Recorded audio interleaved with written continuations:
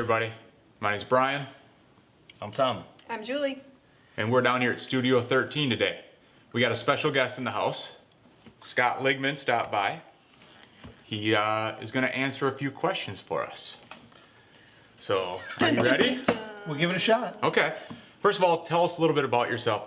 Just give us 30 seconds about your history as a photographer. Well, I've probably been shooting for about 15 years or so total. Started out with landscapes and nature, and just decided to want to take on the challenge of shooting people. So probably been working with people for 3 or 4 years now, and just a year and a half in the studio. Okay. And you're currently at another studio in the area? Yes, south side of Milwaukee. Okay. What type of genre do you enjoy shooting most? Well, that's a good question. Probably I would say that I really like working with the amateur models that are just getting started. I like working with some of the older models too, or even amateurs that just like to come in and try and have their picture taken.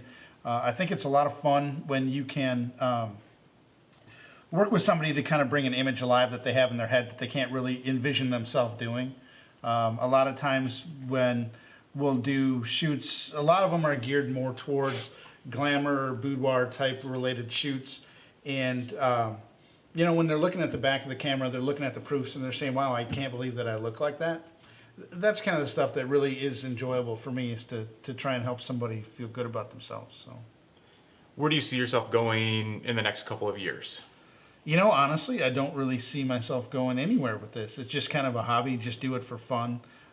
You know, I want to get better. I mean, I think I need to still continue to work on lighting and on post-processing, Photoshop, things of that nature. But just want to get as good as I can get, but keep doing it for fun, not make a business out of it.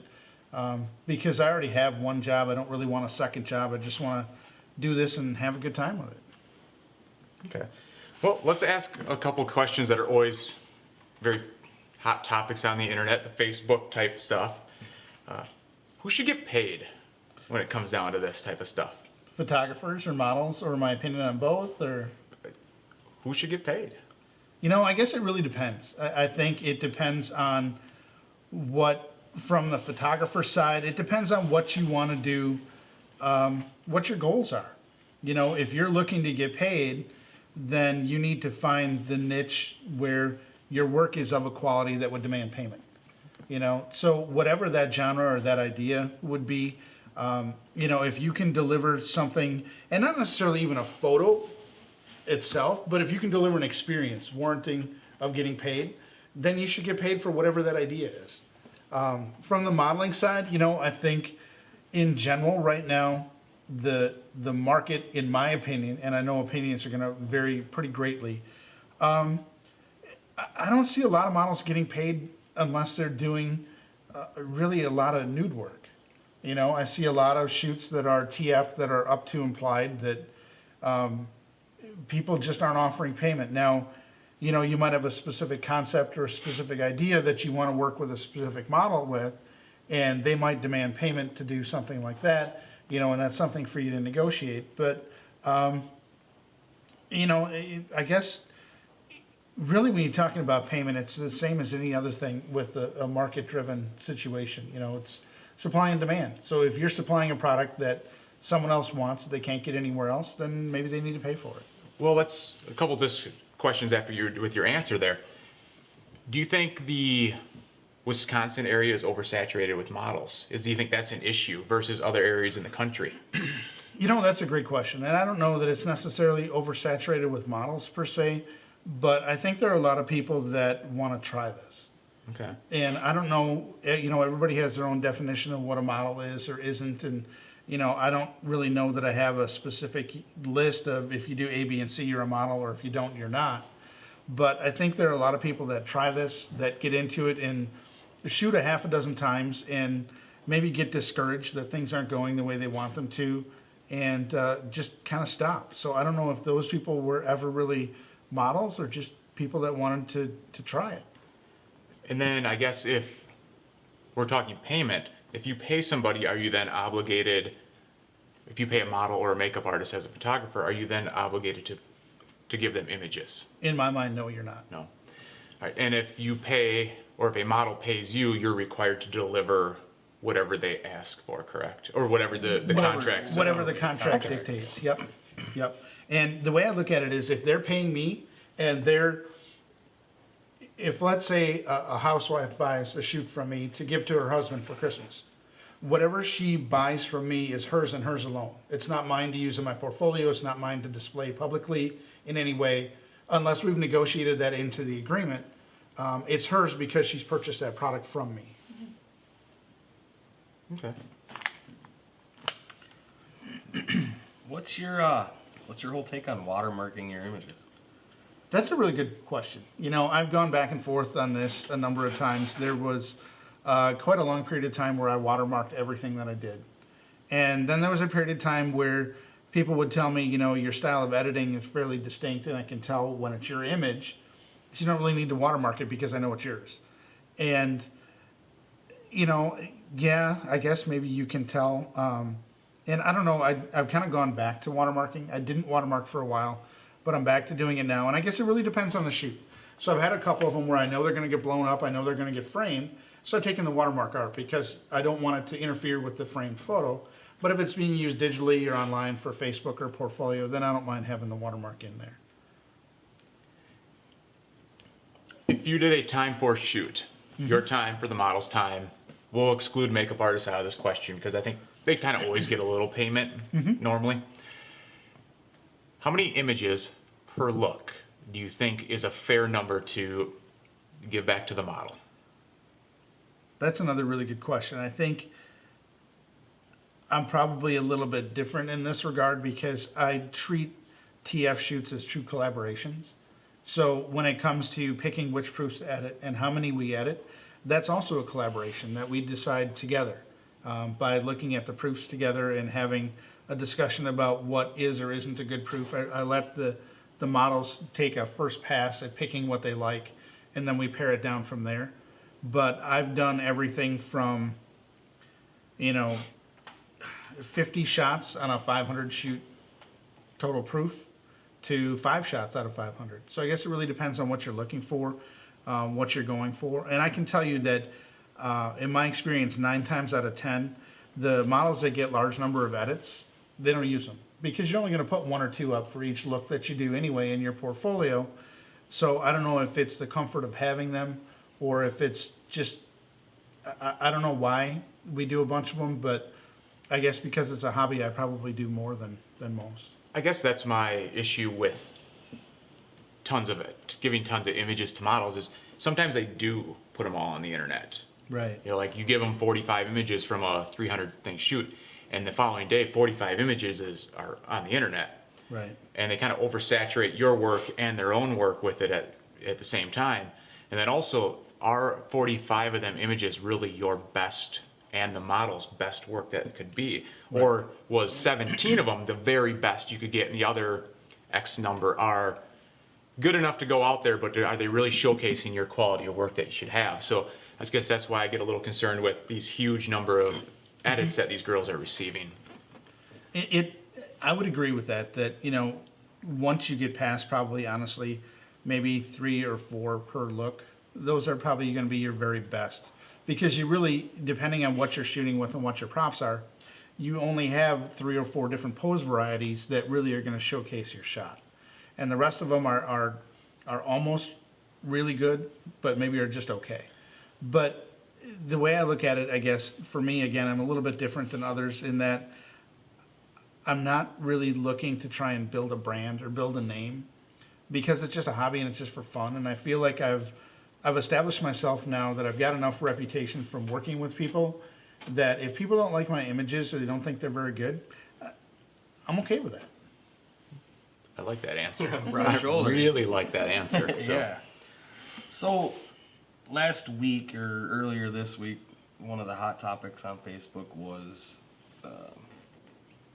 issue of photographers using other photographers' work. I'm sure you read it. I'm sure you heard about it. I did. Another huge one on not even the internet or not even on Facebook, but the internet is that whole Instagram, photo. Oh, yeah, the selling of the Instagram. Yep. So what's your whole take on that hot topic of using other photographers' images for, say, promoting yourself, promoting your website, you know, what's your take on that? In my mind, it's absolutely despicable. All you have when you're doing this, if you're trying to build a name for yourself, you're trying to build a brand for yourself, all you have is your integrity and your reputation, right? I mean, that's all you have to go on. Until you get testimonials from others you've worked with saying how good and how easy you are to work with, you only have your work to speak for itself. And to misrepresent yourself by using other people's photos is absolutely just ridiculous. You know, if you're going to license someone else's photo and represent that you're doing something in a similar style, that's one thing. If you provide the appropriate credit Sure. and have the appropriate paperwork to back it up to show that you're licensed to utilize it for business purposes. But to just take someone else's photo, take the watermark off it, and represent it as your own, With your own watermark. yeah, absolutely unacceptable. There's no excuse that makes it We've acceptable. talked to a few people, and I think that's pretty much the same. Yeah. You know, the I same haven't answer. run across a photographer yet that has told me. Well, we could That- probably get a hold of that guy that's selling them Yeah. Instagram photos for $100,000, and he'd probably say, "Well, But no one has actually like told me like, yeah, stealing photos is like it's okay. Like I haven't found anyone. And that all comes down to, you know, you being as a person. I mean, Well, and the one thing I wouldn't do is if I was going to do that, I wouldn't take photos that are better than something I could create because it'd be pretty obvious it's not mine. and I mean, I'd hate to say it, but they stuck out Yeah, pretty good. yeah. Like, that's the problem. You are not only you're stealing photos, you're also misrepresenting yourself or the quality of work Well, you yeah, can do. the client's Right. expecting you to. Yeah, you produced A, and now you produced A that you can do, You know, and then you give them Hold this C, up and you hold that up and go, well, that ain't even close. and then Like, now this the is what I client want, handed paid you for. some rate, some dollar amount, and they're like, whoa, time Yeah. out, what happened Right. here? So I guess that's one of my biggest issues with it. And two, how can I trust you as a human if you're Right. willing to Exactly. do that? You know, so It could come down to the, hey, can we set up a shoot at your studio? Well, I don't think yeah, so. like- Right. I'm because not. what kind of person does that make you? Yeah. You know, Right. so Julie, you got anything for him Yeah. as a model? What is your take on models bringing escorts? I'm actually okay with it. I know that there's a number of different opinions and positions on that. Probably the reason I'm okay with it is because I've always had a good experience with it. And in fact, I just worked with a model last night that brought her mother and her fiance to the shoot. And this is the third time I've worked with her. They've come along all three times, and they've been great. They've been unobtrusive, they've been helpful, they've assisted. Yeah. So I have no problem with it. I think my personal opinion, again, just my opinion, if you're not going to allow someone else to be there with you, then I have second thoughts as to why I want to be there if I'm the model. You know, and obviously there might be a legitimate reason, or the photographer may have had a really negative experience and that sort of shaped their position as to why they feel that way. But I don't see any reason not to allow it. It just makes good sense. And quite honestly, you know, nobody really talks about it from this angle, but having a third person there also protects me as a photographer. Yep. So it works both ways. All right. Thinking of protecting yourself, do you sign model releases or photographer releases at all your shoots? Not consistently enough. Okay. I need to do a better job with that. I do with anything where we require ID, where somebody has to be over 18, we sign a release for those. But I don't do it every single time because a lot of times I work with repeat people. I do some new work, but a lot of mine are people that have been back 4, 5, 6 times.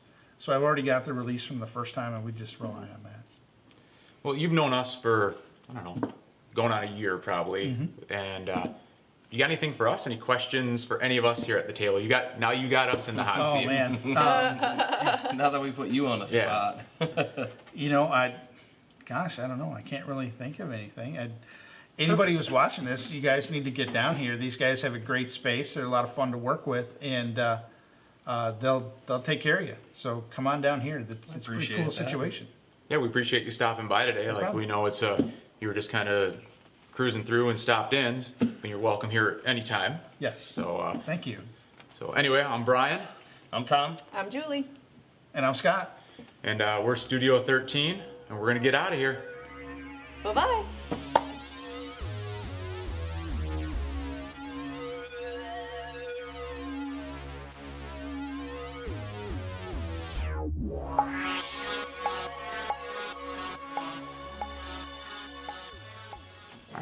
Dude, that was like the best one yet, dude. You are a rock star.